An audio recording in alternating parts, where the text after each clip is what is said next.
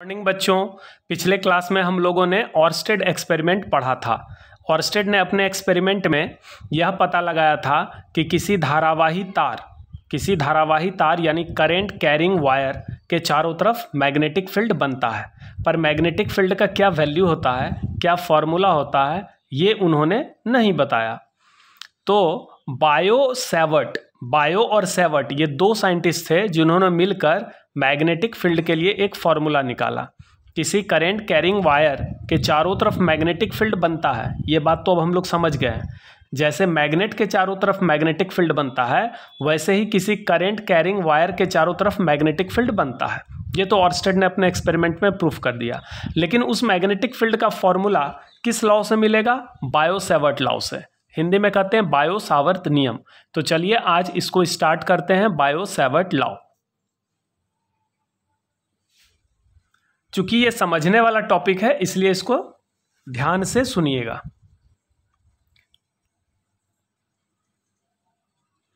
ये मान लीजिए एक करंट कैरिंग वायर है। ये वायर देख रहे हैं, ये तार है एक। ये वायर, इस वायर में कितना करंट फ्लो हो रहा? I एम्पियर का। ठीक है, इस वायर के कारण हर जगह मैग्नेटिक फील्ड होगा। यहां पर मैग्नेटिक फील्ड होगा, यहां पर होगा, यहां पर होगा, यहां पर होगा, हर जगह हर पॉइंट पर मैग्नेटिक फील्ड होगा। ठीक है, लेकिन इस वायर के कारण बिंदु P पर, ये P पॉइंट है, यहां पर मैग्नेटिक फील्ड निकालना है। इस पूरे वायर के कारण यहां पर मैग्नेटिक फील्ड कैसे निकालेंगे? तो ऐसे समझिए, इस वायर का एक छोटा सा टुकड़ा मैंने लिया। इस टुकड़ा को इंग्लिश में क्या बोलेंगे? एलिमेंट। ये जो तार है, इस तार का एक बहुत छोटा सा लेंथ मैंने लिया DL। ये यहां से यहां तक, ये देख रहे हैं ये वाला पार्ट, ये बहुत छोटा सा लेंथ है DL। अब यहां पर देखिए, ये जो DL है ये बहुत छोटा सा लेंथ है जो कि उसी तार में से कट किया गया है। तो ये जो स्मॉल लेंथ है DL, इसको हम कहेंगे एलिमेंट ऑफ द वायर। इस तार का क्या है? वह एक टुकड़ा है, एलिमेंट है। इस DL का दो डायरेक्शन है यहां पर। एक, अगर इस DL को, ये तो सीधा है, एकदम स्ट्रेट है, इस DL को अगर हम आगे बढ़ा दें तो एक ये डायरेक्शन मिल जाएगा, और अगर हम पीछे बढ़ा दें तो एक ये डायरेक्शन मिल जाएगा। यानी DL का यहां पर दो डायरेक्शन हो रहा है। अब देखिए, वायर में करंट नीचे से ऊपर फ्लो हो रहा है, तो अब वायर में चूंकि करंट नीचे से ऊपर फ्लो हो रहा है तो इसलिए DL का डायरेक्शन हम ऊपर वाला लेंगे। इसका मतलब ये डायरेक्शन खत्म हो जाएगा। तो इसीलिए इस DL को, इस छोटे से लेंथ DL को अगर हम करंट से मल्टीप्लाई करते हैं तो ये वेक्टर बन जाता है। इसको हम कहते हैं करंट एलिमेंट। आइडियल को क्या कहते हैं? Current element. ये आइडियल वेक्टर जो है यह कहलाता है करंट एलिमेंट। यह वेक्टर क्वांटिटी है क्योंकि इसमें एक निश्चित डायरेक्शन होता है। DL वेक्टर का दो डायरेक्शन हो गया, एक ऊपर और एक नीचे। स्ट्रेट में बढ़ा दो। मान लो ये छोटा सा लेंथ है DL। ठीक है, ध्यान से देखिए, ये छोटा सा लेंथ है DL। इसका दो डायरेक्शन दिख रहा है, एक आगे और एक पीछे। लेकिन अगर मान लो इस छोटे से लेंथ में अगर करंट इस डायरेक्शन में फ्लो हो रहा है तो इस आइडियल वेक्टर का डायरेक्शन ये वाला कहलाएगा। चूंकि करंट आगे फ्लो हो रहा है तो ये डायरेक्शन ले लेंगे। अगर करंट इस डायरेक्शन में फ्लो होता तो तब हम ये वाला डायरेक्शन लेते। ठीक है, इसीलिए DL का अपना कोई डायरेक्शन नहीं होता, इसका दो डायरेक्शन होता है। लेकिन जब इसमें करंट से हम मल्टीप्लाई करते हैं तो इसका एक पर्टिकुलर डायरेक्शन होता है, इसलिए आइडियल वेक्टर बन जाता है, और इस आइडियल वेक्टर को हम करंट एलिमेंट कहते हैं। तो इस तार का जो एक छोटा सा टुकड़ा है DL, यह अभी वेक्टर नहीं है, इसका दो डायरेक्शन है। इसे DL को अगर हम सीधा बढ़ा दें तो एक ये आगे वाला डायरेक्शन है, और एक पीछे बढ़ा दें तो ये पीछे भी एक डायरेक्शन पॉसिबल है।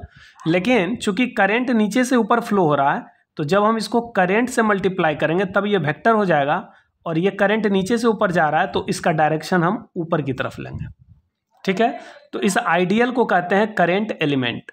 अब जरा सोचिए, पूरे वायर के कारण पॉइंट P पर कुछ ना कुछ मैग्नेटिक फील्ड होगा।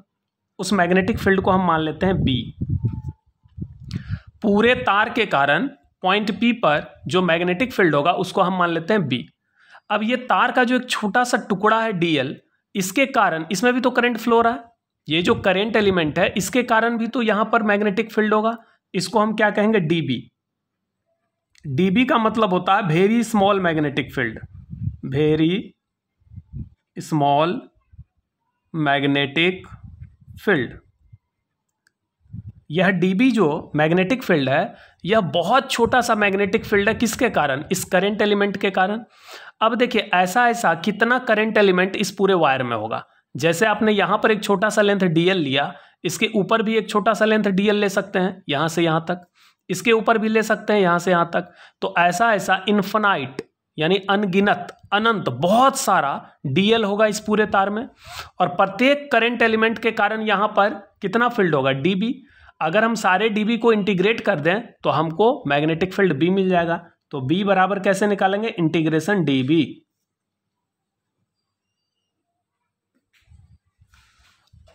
फिर से समझिए, अगर इस वायर के कारण, ये जो करंट कैरिंग वायर है, इस करंट कैरिंग वायर के चारों तरफ फील्ड बन रहा है, तो पॉइंट P पर भी तो कुछ ना कुछ फील्ड होगा। मान लेते हैं इस पूरे वायर के कारण पॉइंट P पर कितना फील्ड है? B है। अब हम क्या करते हैं कि इस वायर को छोटे छोटे टुकड़े में बांटते हैं। एक टुकड़ा मैंने यहां पर लिया dl, इस टुकड़े को हम करंट एलिमेंट कहते हैं। ठीक है, इसको करंट से मल्टीप्लाई करने के बाद ये क्या बन जाता है? Current element. इस करंट एलिमेंट को हम वेक्टर क्यों मानते हैं? क्योंकि इसका फिक्स डायरेक्शन है। इसका डायरेक्शन ऊपर होगा या नीचे, ये डिसाइड करता है करंट। करंट अगर नीचे से ऊपर जा रहा है तो इसका डायरेक्शन ऊपर होगा। अगर करंट ऊपर से नीचे आता इस वायर में, मान लो करंट ऐसे फ्लो होता इस तरह से, तो फिर इस डीएल वेक्टर का, सॉरी, इस आइडियल वेक्टर का डायरेक्शन किधर हो जाता? इस डायरेक्शन में हो जाता। ठीक है, तो इस करंट एलिमेंट के कारण पॉइंट P पर कितना मैग्नेटिक फील्ड है? dB। ऐसा कितना करंट एलिमेंट होगा? अगर हम यहां से ये dl कट करना शुरू करें तो बहुत सारा dl यहां से यहां तक मिलेगा। पूरे तार में अनगिनत dl होगा, यानी अनगिनत करंट एलिमेंट मिलेगा। प्रत्येक करंट एलिमेंट के कारण यहां पर फील्ड कितना होगा? dB। सारे dB को इंटीग्रेट कर दो तो नेट मैग्नेटिक फील्ड B मिल जाएगा। तो सबसे पहले हम क्या करेंगे? dB का वैल्यू निकालेंगे। dB का वैल्यू निकल जाएगा तो फिर B भी निकल जाएगा, क्योंकि dB को इंटीग्रेट करेंगे तो B निकल जाएगा। अब dB का वैल्यू कैसे निकालेंगे? ध्यान रखिएगा, dB क्या है? किसी एक करंट एलिमेंट के कारण पॉइंट P पर मैग्नेटिक फील्ड का वैल्यू है dB। एक चीज और देखिए, अगर मैग्नेटिक फील्ड का direction perpendicular to the plane of paper, ये जो कागज आप देख रहे हैं सफेद पेपर, इस व्हाइट पेपर के ऊपर आप परपेंडिकुलर, इसके ऊपर परपेंडिकुलर खींचना है तो एक ऊपर की ओर खींच सकते हैं और एक इस पेपर के नीचे खींच सकते हैं। एक पेपर है, मान लीजिए आपका कॉपी है, कॉपी के ऊपर लंब खींचना है तो एक लंब ऊपर की ओर होगा, एक लंब नीचे की ओर होगा। तो अगर ऊपर की ओर लंब होगा तो इसको हम डॉट से ऐसे डिनोट करेंगे। ये डॉट का मतलब हो गया प्लस जेड एक्सिस, और ये क्रॉस का मतलब हो गया perpendicular to the plane of paper downward. अगर मान लीजिए मैग्नेटिक फील्ड का डायरेक्शन हमने डॉट लिखा है तो इसका मतलब perpendicular to the plane of paper upward होगा।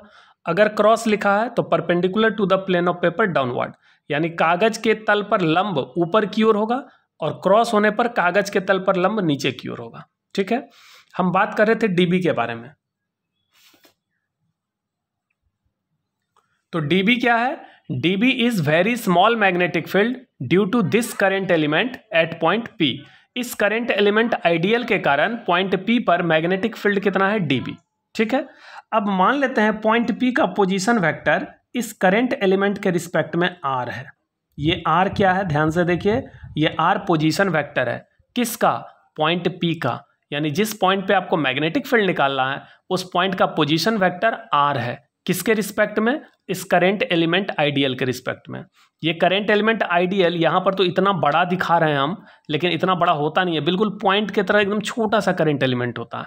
तो यहाँ से अगर आप वेक्टर लोगे तो इसको हम पोजीशन वेक्टर कहेंगे पॉइंट P का। किसके रिस्पेक्ट में? करंट एलिमेंट के रिस्पेक्ट में। अब यहाँ पर दो वेक्टर है, एक वेक्टर हो गया आइडियल वेक्टर जिसका डायरेक्शन इधर है, ये एरो देख रहे हैं, ये करंट एलिमेंट वेक्टर का डायरेक्शन है, और एक हो गया पोजीशन वेक्टर R। दोनों वेक्टर के बीच, ये दोनों जो वेक्टर है, इस दोनों वेक्टर के बीच में मान लो एंगल है थीटा। कितना एंगल है? थीटा। अब एक्सपेरिमेंट से बायो सेवर्ट ने एक्सपेरिमेंट किया और एक्सपेरिमेंट से देखिए क्या रिजल्ट निकला कि ये जो dB है, ये dB प्रोपोर्शनल होता है आइडियल के। dB किसके प्रोपोर्शनल है? आइडियल के। इसका मतलब ये I का वैल्यू जितना अधिक होगा यहाँ पर मैग्नेटिक फील्ड उतना ज़्यादा होगा। यहाँ पर इस वायर में जितना ज़्यादा करंट फ्लो होगा, मान लीजिए 10 एम्पियर के जगह अगर हम 20 एम्पियर कर दें, तो चूंकि करंट का वैल्यू बढ़ाइएगा तो मैग्नेटिक फील्ड का जो यहाँ पर स्ट्रेंथ होगा या मैग्नेटिक फील्ड का जो वैल्यू होगा वो बढ़ेगा। ये डीएल के भी प्रोपोर्शनल है। ये डीएल छोटा सा लेंथ है, तो अगर छोटे से लेंथ के कारण यहाँ मैग्नेटिक फील्ड कुछ है तो बड़े से लेंथ के कारण मैग्नेटिक फील्ड बढ़ जाएगा। तो dB is directly proportional to ideal, dB is directly proportional to sine theta. ऐसा एक्सपेरिमेंट से पता चला कि ये एंगल थीटा जितना बड़ा होगा, थीटा का वैल्यू जितना बड़ा होगा, यानी 0 से 90 के बीच में हम बात कर लें, आप जानते हैं 0 से 90 डिग्री के बीच साइन थीटा का मान बढ़ता है। साइन 0 कितना होता है 0, और साइन 90 कितना होता है मैक्सिमम होता है 1। तो 0 से 90 डिग्री के बीच में साइन थीटा का मान बढ़ता है, ठीक है। तो ये साइन थीटा के डायरेक्टली प्रोपोर्शनल होता है मैग्नेटिक फील्ड, यानी ये थीटा जितना बड़ा होगा यहाँ पर मैग्नेटिक फील्ड उतना ज़्यादा होगा, थीटा जितना कम होगा मैग्नेटिक फील्ड उतना कम होगा। मान लीजिए इस डायग्राम को देखकर बताइए थीटा कितना है। मान लो ये 60 डिग्री है, अगर ये थीटा का वैल्यू बढ़ा दें 90 कर दें, मान लो पॉइंट पी यहाँ पर होता, इमेजिन करो कि पॉइंट पी अगर यहाँ पर होता तो पोजीशन वेक्टर आर ऐसे होता, ये आइडियल यानी करंट एलिमेंट वेक्टर ऐसे होता, तो ये एंगल 90 डिग्री होता, तो तब यहाँ पर मैग्नेटिक फील्ड ज़्यादा होता। थीटा जो जो घटाइएगा मैग्नेटिक फील्ड घटते जाएगा। ये सब एक्सपेरिमेंट से पता चला। इन्वर्सली प्रोपोर्शनल होता है आर स्क्वायर के। ये जो डिस्टेंस है यहाँ से यहाँ तक का डिस्टेंस आर है, ये तो वेक्टर आर दिखाया गया है। वेक्टर आर का मॉड क्या होगा आर, वेक्टर आर का जो मैग्नीट्यूड होगा वो आर होगा। तो ये जो डिस्टेंस है, ये डिस्टेंस जितना ज़्यादा होगा यानी पॉइंट पी जितना अधिक दूर होगा उतना कम फील्ड होगा। तो डी बी इन्वर्सली प्रोपोर्शनल होता है आर स्क्वायर के। ये सब एक्सपेरिमेंट से पता चला।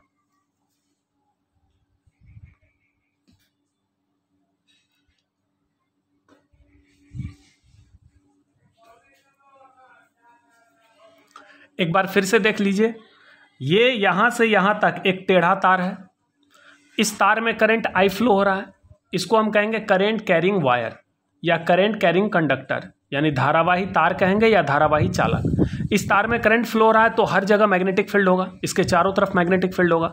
पॉइंट पी पर भी मैग्नेटिक फील्ड होगा। पॉइंट पी पर मैग्नेटिक फील्ड क्या होगा ये निकालने के लिए हम क्या करते हैं, इस तार को छोटे छोटे एलिमेंट्स में बांटते हैं। ये जो एलिमेंट है, एक छोटा सा एलिमेंट यहाँ पर डीएल लिया गया, इस डीएल को जब हम करंट से मल्टीप्लाई करते हैं तो ये आइडियल वेक्टर बन जाता है, जिसको करंट एलिमेंट वेक्टर कहते हैं। इस आइडियल वेक्टर का दो ही डायरेक्शन होगा, या तो आगे की तरफ होगा या पीछे की तरफ होगा। चूंकि डीएल क्या होता है स्ट्रेट होता है, तो डीएल का दो ही डायरेक्शन होगा, या आगे या पीछे। लेकिन करंट से जब मल्टीप्लाई करोगे तो इसका एक निश्चित दिशा होगा, या तो आगे होगा या पीछे होगा। जैसे यहाँ पर करंट नीचे से ऊपर जा रहा है तो इस करंट एलिमेंट वेक्टर का डायरेक्शन ऊपर की ओर हो गया, तो ये हो गया वेक्टर आइडियल। अच्छा, पॉइंट पी पर पॉइंट पी का पोजीशन वेक्टर आर है, इस करंट एलिमेंट के रिस्पेक्ट में पॉइंट पी का पोजीशन वेक्टर आर है। ये आइडियल वेक्टर और आर वेक्टर के बीच का एंगल थीटा है। तो यहाँ पर इस छोटे से करंट एलिमेंट के कारण जो मैग्नेटिक फील्ड है वो डीबी है। ऐसा बहुत सारा करंट एलिमेंट इस वायर में होगा, यानी सारे करंट एलिमेंट के कारण यहाँ पर मैग्नेटिक फील्ड डीबी होगा। जैसे यहाँ पर एक करंट एलिमेंट मैंने लिया आइडियल, इसके कारण भी यहाँ पर मैग्नेटिक फील्ड होगा डीबी। यहाँ पर एक करंट एलिमेंट लिया, इसके कारण भी मैग्नेटिक फील्ड डीबी होगा। तो यहाँ से यहाँ तक अरबों खरबों करंट एलिमेंट हैं, सारे करंट एलिमेंट के कारण मैग्नेटिक फील्ड डीबी होगा। अब हम डीबी को अगर इंटीग्रेट करते हैं तो मेरा मैग्नेटिक फील्ड बी मिल जाएगा। अब बायो और सेवर्ट ने एक्सपेरिमेंट करके यह पता लगाया कि किसी करंट एलिमेंट के कारण जो मैग्नेटिक फील्ड डीबी होता है वो डायरेक्टली प्रोपोर्शनल होता है करंट एलिमेंट आइडियल के, डायरेक्टली प्रोपोर्शनल होता है साइन थीटा के, इन्वर्सली प्रोपोर्शनल होता है आर स्क्वायर के। अगर हम इस तीनों को मिला दें तो क्या लिखेंगे,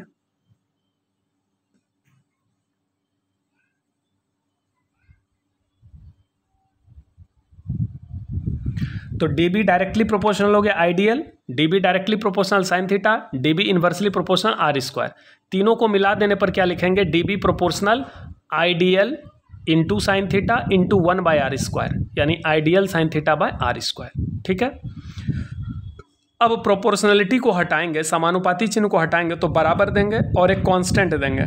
इस कांस्टेंट को हम कहते हैं μ0/4π। ये μ0/4π क्या है, कांस्टेंट है। इस μ0/4π का वैल्यू होता है μ0/4π, इसका वैल्यू होता है 10⁻⁻7 टेस्ला मीटर पर एम्पियर। ये जो कांस्टेंट है μ0/4π, μ0/4π का क्या वैल्यू होता है, 10⁻⁻7 टेस्ला मीटर पर एम्पियर। ये कैसे हुआ?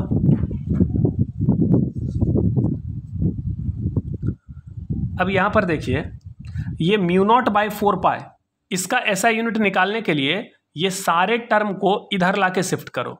तो μ0/4π का हम वैल्यू क्या लिखेंगे? dB, ये r² कहाँ जाएगा? इधर। तो dB/r² bye ideal sine theta.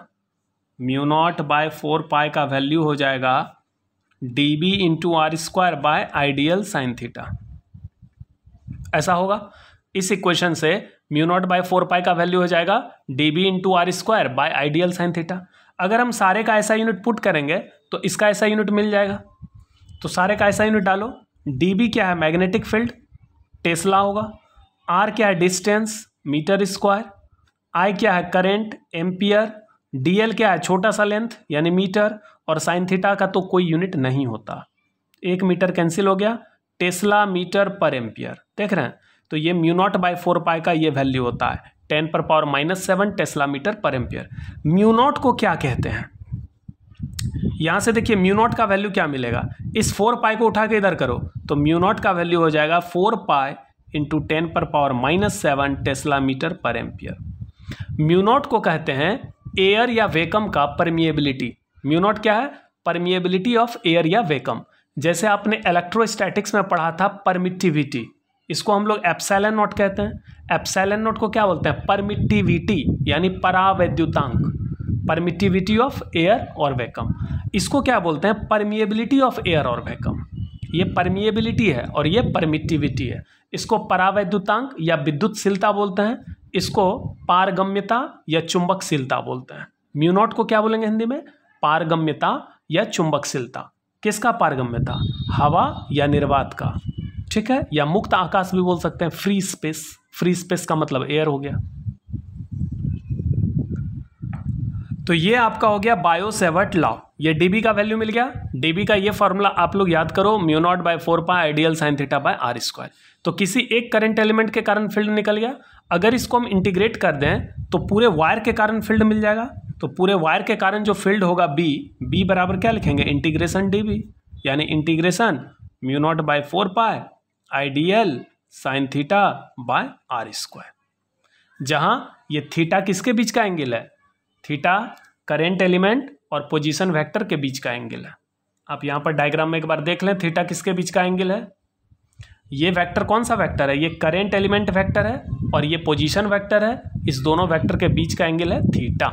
तो यहाँ पर जो पूरे तार के कारण मैग्नेटिक फील्ड होगा वो हो जाएगा इंटीग्रेशन dB, और dB का फॉर्मूला क्या हो गया? μ0/4π ideal sine theta by r²। अब चूंकि मैग्नेटिक फील्ड एक वेक्टर क्वांटिटी है, यहाँ पर मैग्नेटिक फील्ड का मैग्नीट्यूड तो मिल गया, वैल्यू तो मिल गया। यहाँ पर मैग्नेटिक फील्ड का वैल्यू क्या मिला? इसे dB का वैल्यू मिला μ0/4π ideal sine theta by r²। लेकिन dB का डायरेक्शन भी तो होगा। यहाँ पर जो मैग्नेटिक फील्ड होगा उसका क्या दिशा होगा? तो उसका डायरेक्शन निकालने के लिए हम लोग इसी फॉर्मूला को वेक्टर फॉर्म में लिखेंगे। ये जो अभी अभी मैंने फॉर्मूला निकाला dB = μ0/4π ideal sine theta by r², इस फॉर्मूला से आपको dB का मैग्नीट्यूड निकल गया। अब dB को वेक्टर फॉर्म में कैसे लिखेंगे? देखिए dB को वेक्टर फॉर्म में कैसे लिखेंगे? In vector form. Vector form में लिखेंगे vector dB = μ0/4π ideal cross r by r³।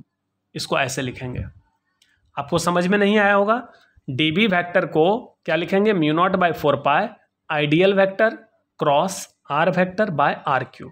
अगर नहीं समझ में आया तो यहाँ से मैग्नीट्यूड निकालिए। तो वेक्टर dB का अगर मैग्नीट्यूड निकालें, मॉड निकालें तो क्या निकलेगा? dB। और अगर इसका मॉड निकालें, तो क्या निकलेगा? ये μ0/4π नंबर है, ये बाहर निकल गया। ये आइडियल क्रॉस r, दो वेक्टर का क्रॉस प्रोडक्ट तो पढ़े होंगे। a क्रॉस b का मॉड क्या होता है? AB sine theta. उसी तरह आइडियल क्रॉस r, इसका मैग्नीट्यूड होगा आइडियल r साइन थीटा। मान लो ये वेक्टर a है और ये वेक्टर b है, तो a क्रॉस b का जो मॉड होता है वो होता है AB sine theta. Ideal cross r का जो मैग्नीट्यूड होगा वो होगा आइडियल r साइन थीटा। अब बाई क्या है? r³। एक r कैंसिल हो जाएगा तो यहाँ क्या आ गया? r²। तो हो गया ideal sine theta by r²। यही फॉर्मूला आ गया। यानी mu naught by 4 pi ideal sine theta by r square. ये मैग्नीट्यूड फॉर्म हो गया और ये वेक्टर फॉर्म हो गया। तो वेक्टर डीबी का डायरेक्शन किधर होगा, आइडियल क्रॉस आर वेक्टर के अलोंग। वेक्टर डीबी का डायरेक्शन किधर होगा, मैग्नेटिक फील्ड का डायरेक्शन किधर होगा, आइडियल क्रॉस आर। अब देखते हैं आइडियल क्रॉस आर।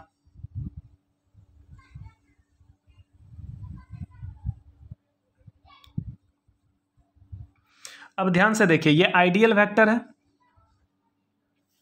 और ये आर वेक्टर है। अगर हम क्रॉस करेंगे तो आइडियल क्रॉस आर यहां पर क्लॉकवाइज जा रहा है। क्लॉकवाइज का मतलब क्या होता है, डाउनवर्ड।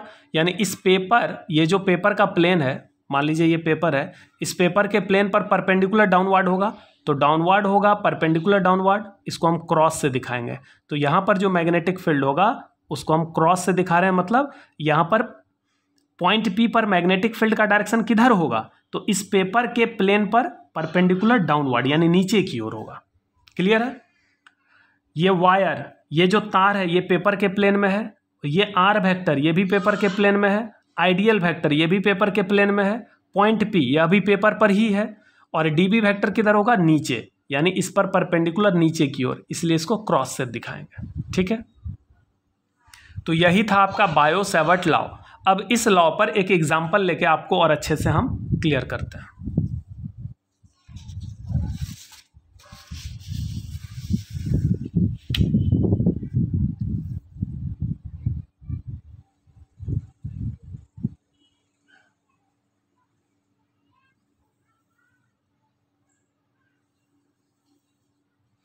मान लीजिए ये दो एक्सिस है, x axis and y axis.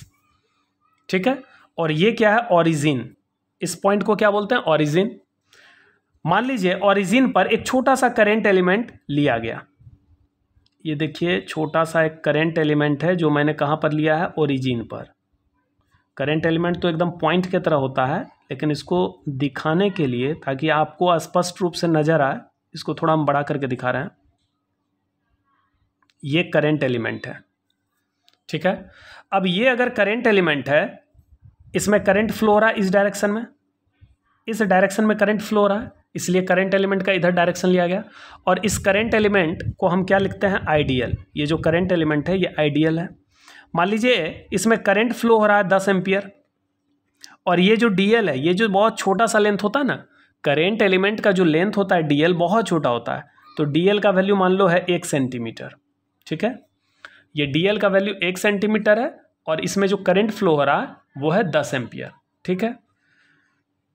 अब मान लीजिए क्वेश्चन में कह रहा है कि इस करंट एलिमेंट के चारों तरफ क्या बनेगा, मैग्नेटिक फील्ड। ये जो छोटा सा वायर है डीएल, ये जो डीएल क्या है, डीएल क्या है, एक बड़े से वायर का एक छोटा सा पार्ट है डीएल, और उसमें क्या फ्लो हो रहा है, करंट। तो तार बड़ा हो चाहे छोटा, अगर उसमें करंट फ्लो हो रहा है तो उसके चारों तरफ मैग्नेटिक फील्ड बनेगा, ऐसा ऑर्स्टेड ने बताया था। तो इस करंट एलिमेंट के चारों तरफ मैग्नेटिक फील्ड बनेगा। तो यहाँ पॉइंट पी है, वाई एक्सिस पर एक पॉइंट पी है जो कि इस करंट एलिमेंट से, यानी ओरिजिन से 0.5 मीटर के डिस्टेंस पर है। आपको पॉइंट पी पर मैग्नेटिक फील्ड निकालना है इस करंट एलिमेंट के कारण। इस करंट एलिमेंट के कारण हर जगह मैग्नेटिक फील्ड होगा, यहाँ पर भी होगा, यहाँ पर भी होगा, यहाँ भी होगा, यहाँ भी होगा, हर जगह होगा।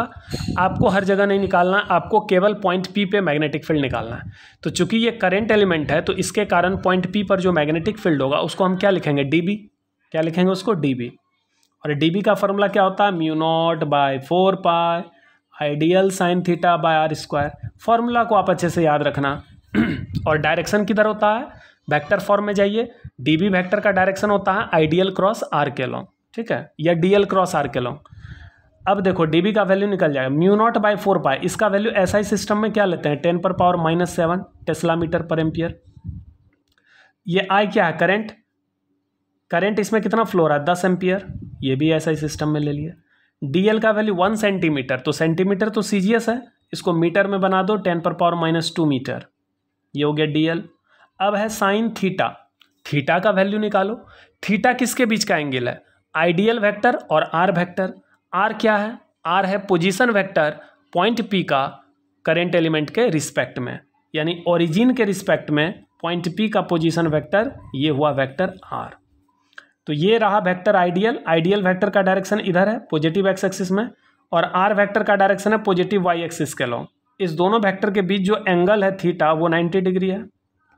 आइडियल वेक्टर और आर वेक्टर के बीच का एंगल कितना 90, यहाँ पे साइन 91 हो जाएगा बाय आर स्क्वायर।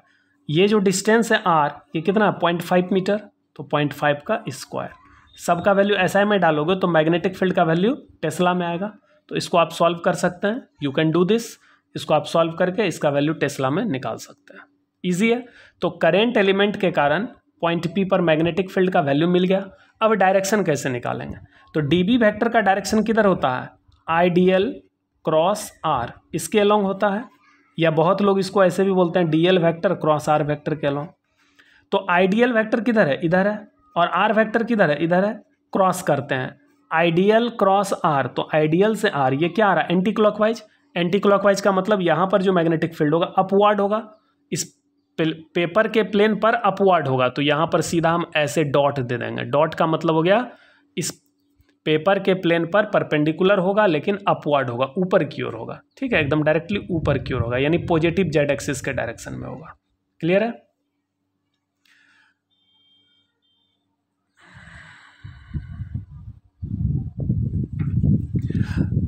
अब देखिए एक फॉर्मूला आप लोगों ने पढ़ा होगा, C = 1/√μ0 × ε0, जहाँ C क्या है speed of light in air और वैक्यूम। हवा या निर्वात में प्रकाश की चाल अगर C है, μ0 क्या है हवा या निर्वात का पारगम्यता यानी चुंबकशीलता, परमिएबिलिटी ऑफ फ्री स्पेस और एयर, और ε0 क्या है परमिटिविटी ऑफ एयर और वैक्यूम। ये परमिटिविटी है, ये परमिएबिलिटी है, और ये स्पीड ऑफ लाइट है। तीनों के बीच ये रिलेशन होता है, ठीक है। इस रिलेशन को हम प्रूफ करते हैं कैसे आया। जो लोग 11th पढ़े हैं, यूनिट डायमेंशन चैप्टर पढ़े होंगे, तो एम करीम का एक न्यूमेरिकल है जिसमें इस फॉर्मूला का मैंने यूज किया है, आप देख सकते हैं यूनिट एंड डायमेंशन चैप्टर में। अब देखिए आज वो वक्त आ गया जब आपको हम बताएं कि ये फॉर्मूला कैसे निकला है। तो μ0 × ε0 को ऐसे हम लिख सकते हैं μ0/4π × 4πε0। हमने क्या किया 4π से डिवाइड किया, 4π से मल्टीप्लाई किया, 4π कैंसिल होगा तो क्या बचेगा μ0 × ε0, ठीक है।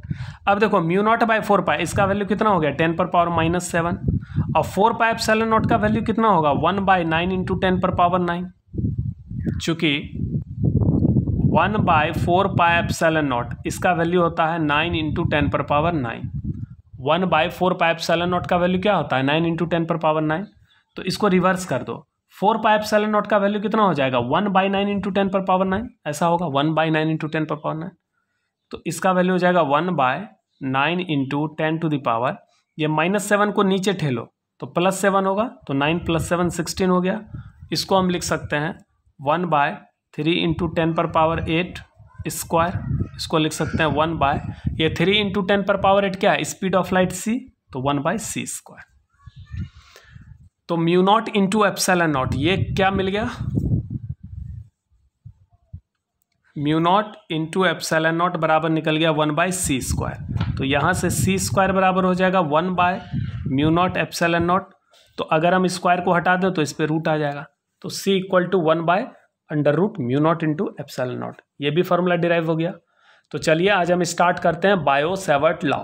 अब आप लोग लिखना स्टार्ट करेंगे, ये मैंने समझाया। अच्छा, पिछले क्लास में मैंने एक इंपॉर्टेंट चीज़ आपको पढ़ाया था कि इलेक्ट्रिक फोर्स का डायरेक्शन 2 डायरेक्शन होता है, एलोंग इलेक्ट्रिक फील्ड या opposite to electric field. Positive charge होगा तो along electric field, negative charge होगा तो अपोजिट टू इलेक्ट्रिक फील्ड। याद आया। और मैग्नेटिक फोर्स का डायरेक्शन होता है एलोंग v × b या opposite to v × b। Positive charge रहेगा तो एलोंग v × b बोलेंगे, नेगेटिव चार्ज रहेगा तो अपोजिट टू v × b बोलेंगे। तो विद्युत बल का 2 डायरेक्शन, चुंबकीय बल का भी 2 डायरेक्शन। इलेक्ट्रिक फोर्स जो होता है वो चार्ज के वेलोसिटी पे डिपेंड नहीं करता, तो चार्ज रुका भी रहेगा या चलता हुआ भी रहेगा। माने चार्ज अगर स्टैटिक होगा या मूविंग होगा तो दोनों तरह के चार्ज पे ये फोर्स लगाएगा, जबकि मैग्नेटिक फोर्स केवल मूविंग चार्ज पर ही लगेगा, क्योंकि इसमें मैग्नेटिक फोर्स का जो फॉर्मूला होता है FB = QV × B। Magnetic force किस पे डिपेंड करता है चार्ज के वेलोसिटी पे, तो वेलोसिटी होगा तभी तो मैग्नेटिक फोर्स लगेगा। तो मैग्नेटिक फोर्स चार्ज के वेलोसिटी पे डिपेंड करता है, स्टैटिक चार्ज पे कोई मैग्नेटिक फोर्स काम नहीं करता। तो ये मैंने पिछले क्लास में बताया था पर लिखाया नहीं था, आज उसको पहले नोट करिए, फिर हम बायो-सैवर्ट लॉ देखते हैं।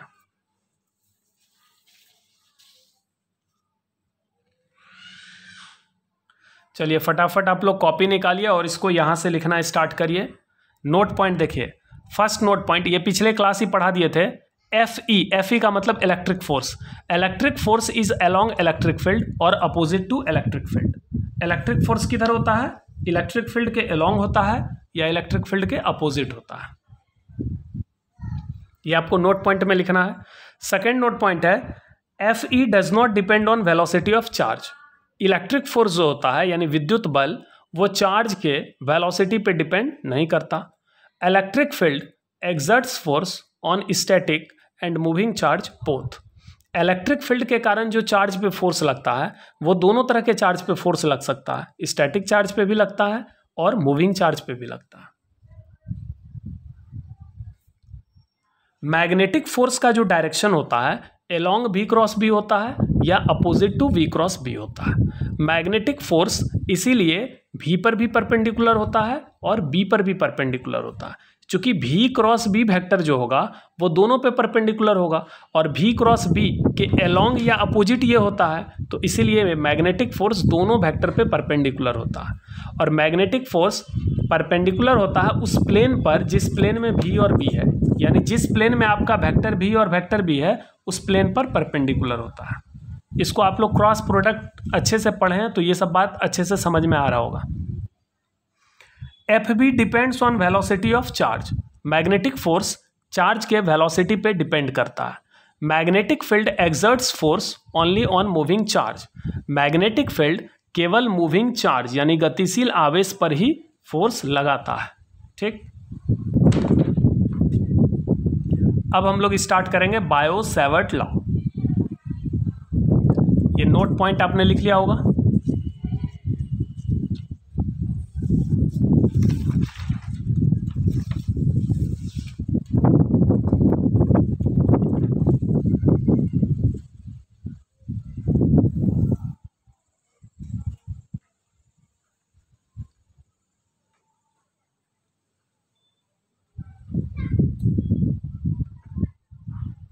यहां से लिखना स्टार्ट करिए बायो-सैवर्ट लॉ।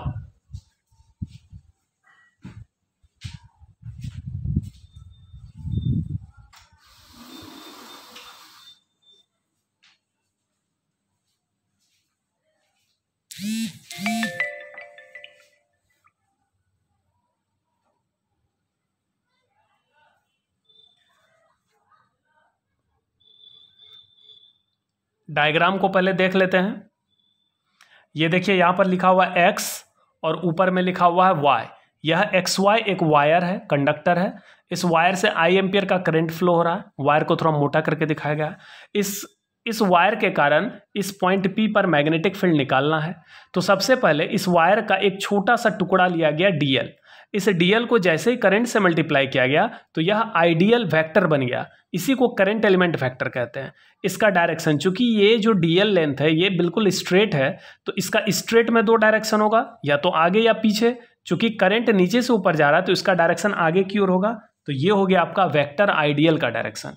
ये जो डायरेक्शन है ये हो गया वेक्टर आइडियल। ठीक है, और ये जो r है ये पोजीशन वेक्टर है पॉइंट P का इस करंट एलिमेंट के रिस्पेक्ट में।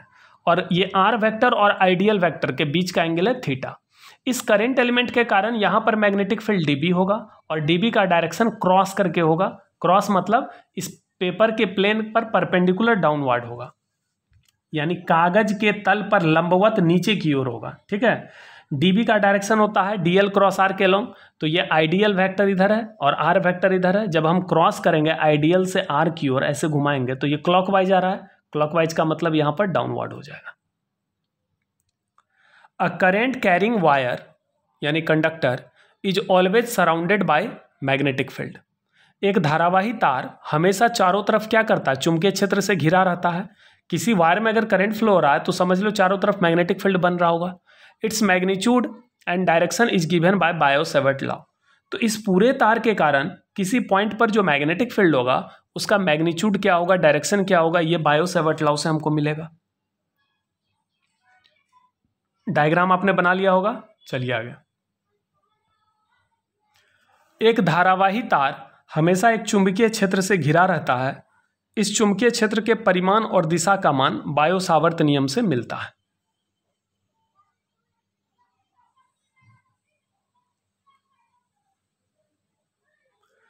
Consider a conductor XY carrying current I.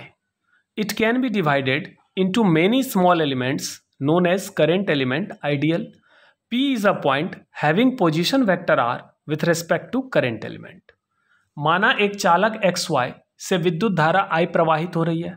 इस चालक को बहुत छोटे छोटे धारा अल्पांशों यानी करंट एलिमेंट्स में विभाजित किया जा सकता है। करंट एलिमेंट को धारा अल्पांश कहते हैं। हिंदी नाम बहुत टेढ़ा है, इंग्लिश में ही याद रखो, अच्छा है करंट एलिमेंट। P एक बिंदु है जिसकी स्थिति सदिश दिखाए गए धारा अल्पांश के सापेक्ष R है।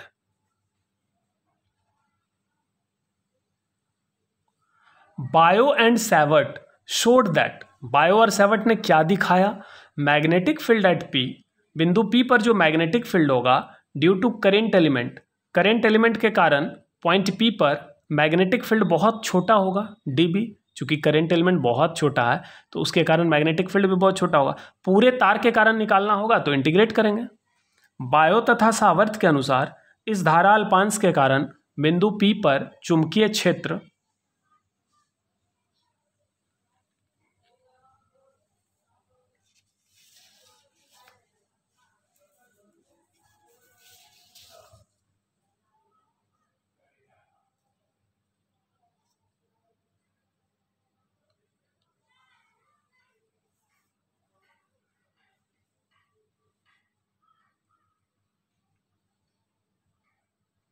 ये dB होगा, ये dB प्रोपोर्शनल होगा आइडियल के, dB प्रोपोर्शनल होगा साइन थीटा के, dB इन्वर्सली प्रोपोर्शनल होगा आर स्क्वायर के। तीनों को अगर हम मिलाकर देखें तो dB प्रोपोर्शनल हो गया ideal sine theta by r square. यहाँ dl को मैंने कैपिटल L से लिखा है, आप स्मॉल l भी लिख सकते हैं आइडियल। तो dB बराबर हो गया, इस प्रोपोर्शनलिटी को हटाएंगे तो एक कांस्टेंट देंगे, इस कांस्टेंट का वैल्यू लेते हैं mu naught by 4 ideal sine theta by r square. ये फॉर्मूला इंपॉर्टेंट है, इसी को बायो-सैवर्ट लॉ कहते हैं। इस फॉर्मूला को आप अच्छे से याद रखना, ठीक है। जहां पर म्यू नॉट बाई 4 का वैल्यू आता है 10⁻⁻7 टेस्ला मीटर पर एम्पियर और ये कांस्टेंट है।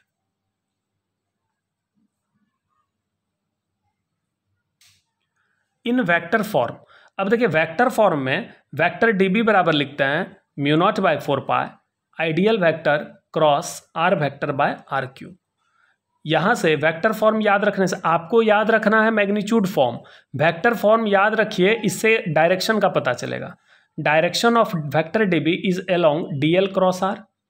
ये dl क्रॉस r के डायरेक्शन में dB का डायरेक्शन होगा, या आप बोल सकते हैं आइडियल क्रॉस r के अलोंग होगा।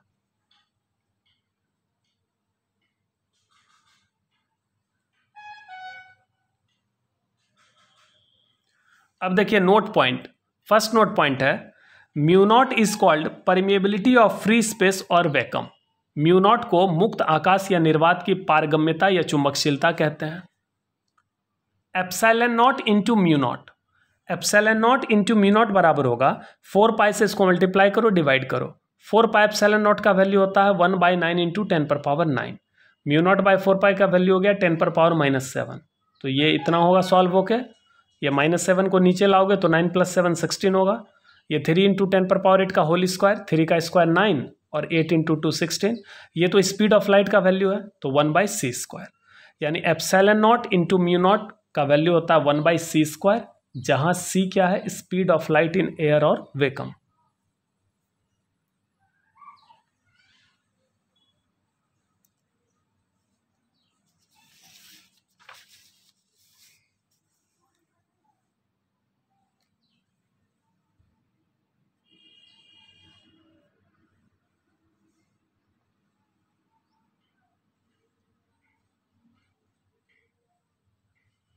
अब थर्ड पॉइंट देखिए, ये सब नोट पॉइंट चल रहा है।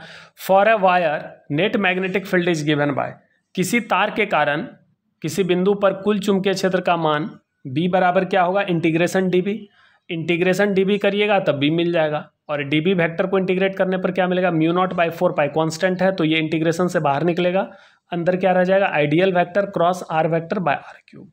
ठीक है, अगर इसको आप वेक्टर फॉर्म में इंटीग्रेट करिएगा तो इस तरह, अगर आपको मैग्नीट्यूड निकालना है, बी निकालना है, एरो हटाना है तो आप एरो हटा दीजिए, तब यहाँ होगा म्यू नॉट बाई 4 पाई, यहाँ पर लिखेगा आइडियल साइन थीटा, यहाँ लिखेगा are square.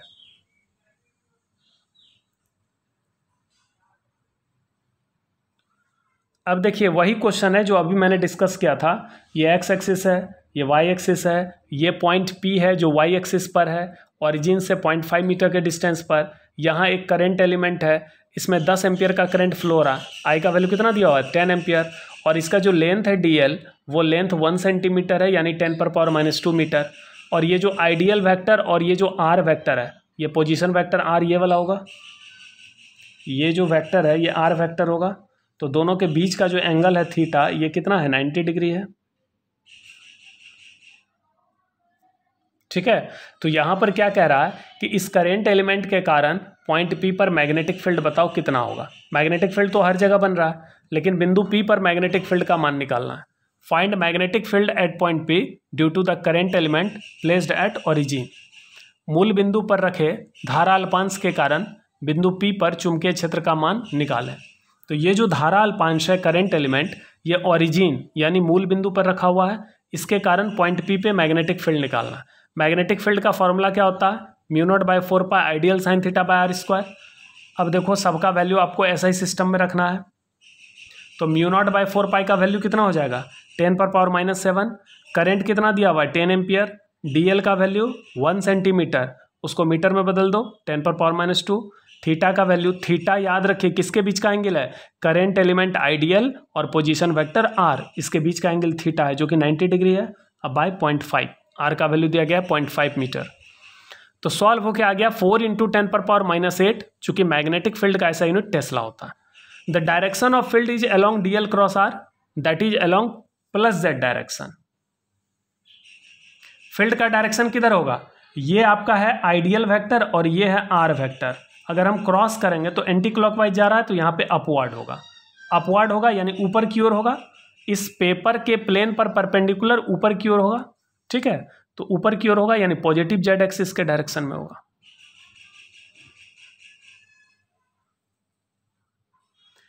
The direction of field यानी मैग्नेटिक फील्ड का जो डायरेक्शन होगा, दिशा होगा, वो किधर होगा, DL vector cross are vector के अनुदिश होगा, और जब आप डीएल क्रॉस आर करोगे तो वो पॉजिटिव जेड डायरेक्शन में जाएगा।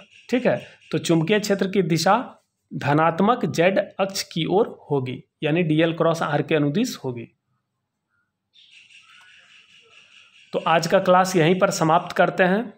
उम्मीद करते हैं बायो-सेवर्ट लॉ आपको अच्छे से समझ में आया होगा।